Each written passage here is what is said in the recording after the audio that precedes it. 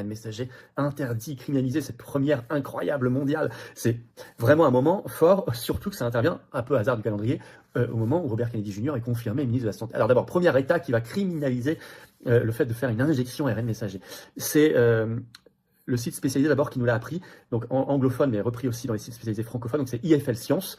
Le titre, le Montana envisage de devenir le premier État américain à interdire l'utilisation de vaccins ARN messagers. Premier État américain, contagion sur les autres États américains et sur d'autres pays ensuite.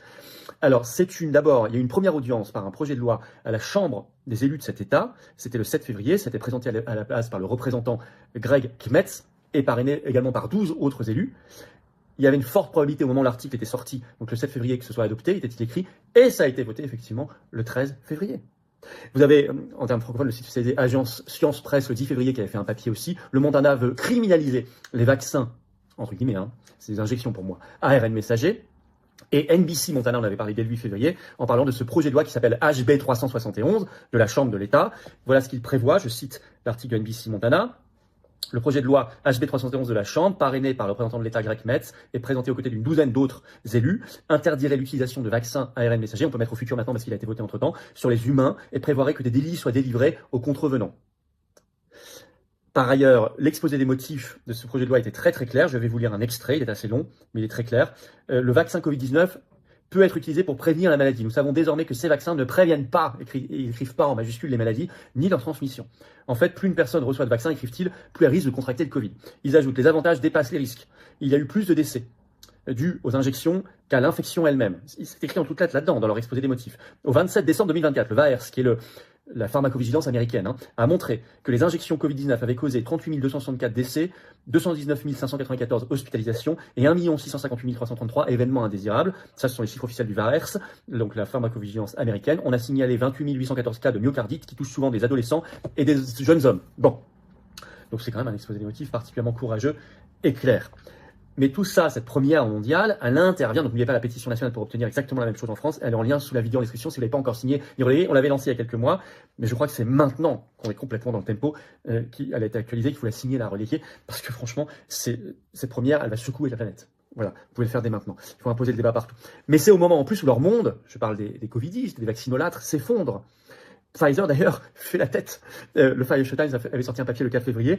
C'est les propos de son PDG, Robert Bourla. Je cite, le PDG de Pfizer est déçu par le refus de Robert Kennedy Jr. de réfuter ses affirmations sur les risques liés aux injections. Ah non, il n'a pas réfuté. Donc là, Bourla avait dit, je suis déçu. Ah bah oui, mais justement, ce 13 février, le Sénat américain, vous en avez sans doute entendu parler, le Sénat américain a confirmé par un vote la nomination.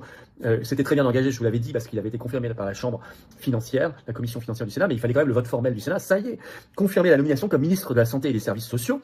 Il va gérer 82 000 employés, 1 800 milliards de dollars de budget, plein de grosses agences fédérales.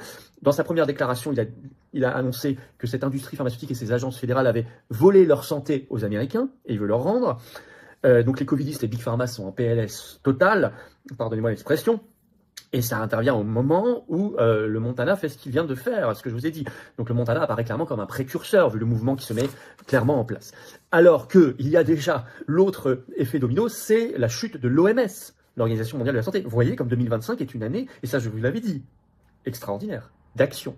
Pas simplement de dévoilement. 2024 l'était déjà, mais elle l'est aussi, mais en plus d'action, de renversement, de bouleversement, de rupture. C'est pour ça que j'avais dit dans mes vœux, 2025 on fonce. Voilà. Affaiblissant l'OMS, les paniques. Déjà, le Parisien a craché le morceau dans un grand papier ce 6 février, en parlant, je cite dans le titre, le risque d'un effet domino. L'OMS en danger, je cite, après le retrait annoncé des États-Unis et de l'Argentine. Et puis, ce 12 février, tout récemment, le numéro 1 de l'OMS, Tedros Ghebreyesus, a fait un point presse. Et tout est écrit sur le site de l'ONU, site officiel, dans un article le 12 février. Et voilà ce qu'il déclare. Je vais citer un extrait.